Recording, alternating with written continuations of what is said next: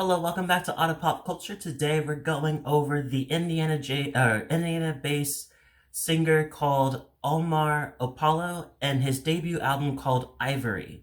So this guy, I have been very, very loosely into him. Like I've heard a lot of his features on other artists that I follow, and I did see there was like a three albums I thought that came out. So I was like, okay, I'll get into them, I'll get into them, I'll get into them. I think I got into Friends or Stereo, and I thought they were like okay.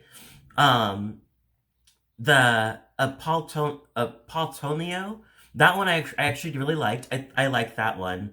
But so I thought this whole time, because it doesn't really, like Spotify doesn't really tell you where it's going. Sorry, it's a little blur. There it goes. I think that'll be better. Spotify doesn't always tell you what is an EP, what is an album. Sometimes they'll think an EP is an album, and the album is an EP.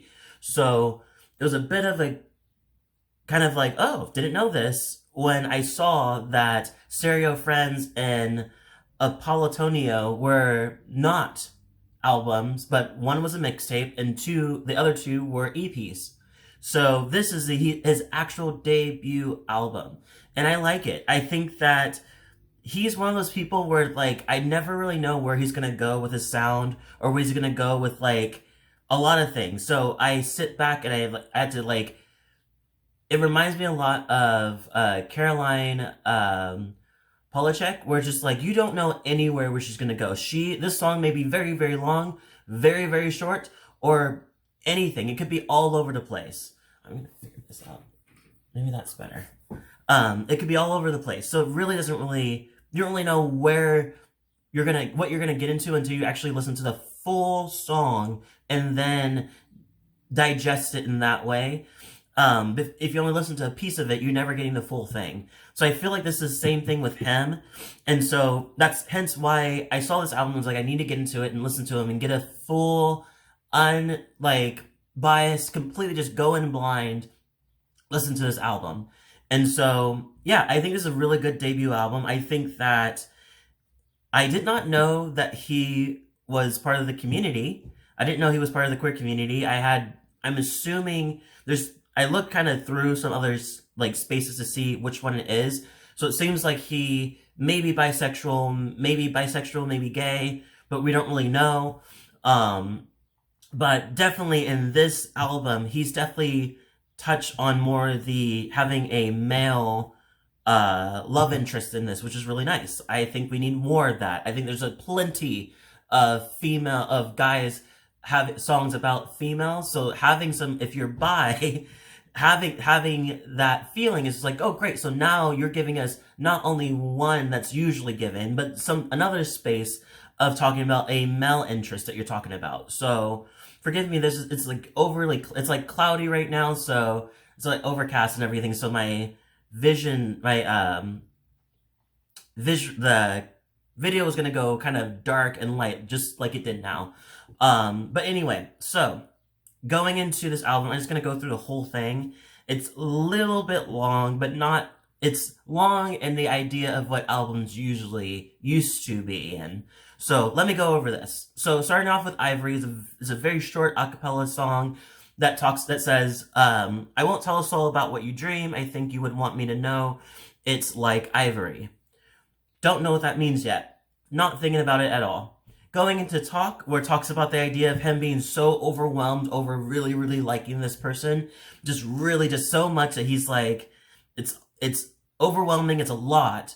But I find myself, like he says, when I see you, I feel like I'm done searching. And then he says, these feelings make me talk too much. So he's really, really in love with this person, and really just so much that feels like he's being a little he's overwhelmed, but he also feels like maybe he's being a little too much. But I think it's just very giddy over the love. There's a great guitar solo in that as well. No good reason. This one talks about the idea that this guy has an interest in him and has a full interest in him, but for some reason he's this guy. Whenever Omar confronts him about it, or not confront, or kind of say like, hey, I heard you're talking about me when I like get together. the guy completely acts clueless. He's like, what? That's no, that's not me. And he's very kind of confused about that. It's like, what's going on? Like, if you're scared that I'm not gonna like you, like he says, you act like if you said it that I'd hate you, but I'm with it. So he's trying to show you, he's like, I'm into this. So if you're into this and I'm into this, we have a good thing going. There's no need to hide anything. Going into the next one, Invincible featuring Daniel or Caesar. I love Daniel. I think he's amazing. This song is really good too, and I think this song I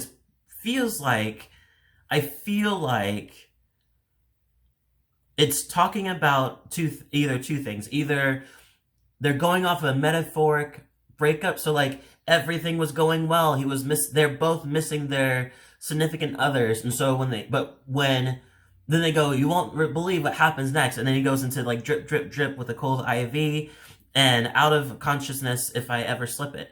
So I feel like it's a mix between either I was on my way to go see you and I got in a car crash. Next thing I know, I wake up in an ambulance. Or is it a metaphoric direction of you broke down the news to me that you wanted to break up and that hit me so hard I woke up in the ambulance, metaphorically. Because it's a part where he says, I had to call you back to tell you that you could have spared my feelings. I'm not invincible. So it seems like that maybe she went a little, or this significant others of each side went a little too harsh on the breakup direction. So he's like, I wish you could have like let me down a little easier. I was so excited to go see you, you know? So yeah, I really like that song. I like the production's really, really nice. And it starts off very slow. So you think when he goes like, if I were to go, tell me would you notice me? And I think there's okay, it's gonna be another acoustic or slow kind of song, and then it picks up itself, and I think it's kind of cool. Endlessly interlude. This one talks about what I think is about trusting himself and trusting that that what he has between this person is all he really needs, and but he also doesn't really know that. He doesn't really know that for sure, but he's asking himself, like, what if I just trust myself endlessly? What would that take me, you know? Going to killing me, this one talks about the idea of really being into this person, but having an issue expressing that feeling, so he hides it all. But this person's just doing it for him so much that it's killing him. He's like, fuck, I really, really, really want to show you these feelings, but I have this knack of hiding all my feelings. So, and it's killing me to be in these back and forth situations. I didn't really start it, but I did like the fact that he goes into Spanish for like a second. Go Away talks about the possibility that he wants to move in with this person. He says, do you think I could stay if I could stay, because if I leave, I'll complain. And then goes into, but if you have to go away again, I just don't see you enough. I wish I saw you enough. If you saw me every morning, would you feel less important? Is it too much of forcing? So it seems like he's kind of lightly kind of requesting that he stays with this person. Just like, can I just be with you? What makes me think, like, maybe he's thinking, if you don't see you enough and he wants to wake up every morning with this person, maybe he's thinking, like, can I move in? Can we move in together? Can we have a space where I do wake up with you? If it's too much, I get it. But if there's a possibility that's cool to you, that's something I'd be down for, since I don't see you enough. Then it goes into Waiting for You, which is, I think this is the theme to liking a straight guy, and there's like there's like a low-key spark where you feel like this guy may be into you, but it never comes to be. And so you sit there just thinking, just like, God, I would wait that spark, especially being being a gay guy myself, I definitely have had those situations where I like really, really into this guy, and he's obviously straight, but there's those moments where it feels like he might not be just straight. And so then you're sitting there just like overthinking that those few moments, and just hoping that like maybe there will be something that comes out of it, but it never really does. So I feel like that song is about that, and I started because it's just completely speaking volumes for any queer person that's been interested in a straight person. Going into Petrified, this one talks about the idea of thinking about his ex and assuming that this is, so he says this thing. So he says, he showed me my face, so I loosened my grip. A shadow came down and told me I live a lie. So maybe that says that maybe the guy that he's with, like, showed him who he truly is. He's like, this is who you truly are. Like, this is the person that you're being, and I don't really like it. So he loosens his grip because he doesn't like it himself. Maybe loosen his grip. Maybe he let go of the relationship. And on top of that, a shadow has told inside of him told him that he was living a lie, that this just wasn't as he thought it would be. So yeah, so this goes into a part where he starts saying, I think about you more each day. There's a hardcore pain inside this chorus, and it feels like he just wants this person bad, and it's because he goes into, I believe in making up. Lately I've been able to see more clear, and it seems like he seems like he decide after a while, he's some distance between each other. He's realizing that, like, oh yeah, I think I do want to be with you. I think I do want to make up and get back together. But but he's like feeling this hardcore because he says, I think about you like more each day. Going into the next one, personally, this one talks about the idea of breaking up with a absent lover. It's pretty much going from, like he says, FaceTime me just to pass the time. It feels like in this situation, this guy is always away, never really nearby, never really wants to kind of be as close. And so in his idea, he's thinking, he's like, don't take this personal, but I just can't be the person you need. What we got ain't working for me. All it ever did was change the person in me. So pretty much changed him for a person that he probably doesn't want to be. He didn't want to be this type of person, and that's all that this relationship really did for him. And and it definitely made it worse, the fact that this guy was barely around. He's always doing something else, doing this, doing that, but he's never really committing to the relationship. And so he's done. He's like, I can't have this anymore. And he says, I don't want to be alone. I don't want to be here alone. I have just too many people I don't see anymore. There's too many feelings I don't feel anymore.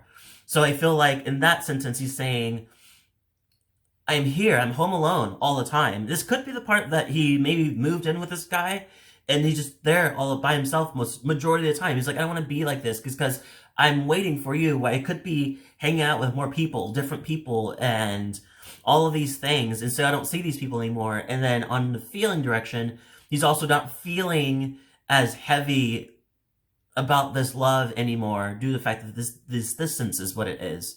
But I really like it. I think that's such an interesting direction of talking about a breakup from an absent lover. I think it's really nice. I think the topic of that of that song is really nice. In El Olvido, this one talks about the idea of a ex who cheated on him, and he's just expressing how much this has ripped him apart, and he hopes to leave this guy in oblivion, like just completely broken, just as much as he's broken. It's all in Spanish, but that's pretty much what it means. That's pretty much what he's talking about. But there's a part that I really like that he says, you ripped off that was all that was left for reasons I don't accept. Honey, I was a good lover. In oblivion, I want to leave you. That's a very loose version of translation to it, but you get it. Tamagotchi. This one is pretty much a flex song, just talking about the idea of just, I've all the clothes, or all the bags he's got, and the traveling he's doing. There's samples into this, which is, from Pop That by French Montana, and I Want to Walk, or, oh my god, I can't talk for today. I Want to Rock by Luke. And this is also produced by the Neptunes, which is kind of fun. I didn't really know they're still going. But I love that they are. So yeah, Tamagotchi, I thought it was okay. I did like I did like the fact that the previous song melts into that song. Can't Get Over You is a very short song, just talking about the idea of just can't get this person out of his mind, so he wants to stay the night. Evergreen talks about the idea of having somebody that you love, but doesn't love you anymore. And this has really, really hurt him because it's this love has stayed with him for a while now. And so to the point where he thinks that, where he questions, like, why do you don't, is it my body? Is it my body? Is it me? He's so broken from it. He tears himself apart because of it and realizes that he can't do that anymore. But he does eventually find some self-worth by the end of the song. He says, you know, you really made me hate myself. Had to stop before I break myself. I should have broke it off to date myself. You didn't deserve me at all. So definitely, he's definitely really, really hurt by this person, still reeling in it, but he does realize that this situation should have never happened, and he doesn't, this guy does not deserve his love, and at all. Bad Life featuring Kali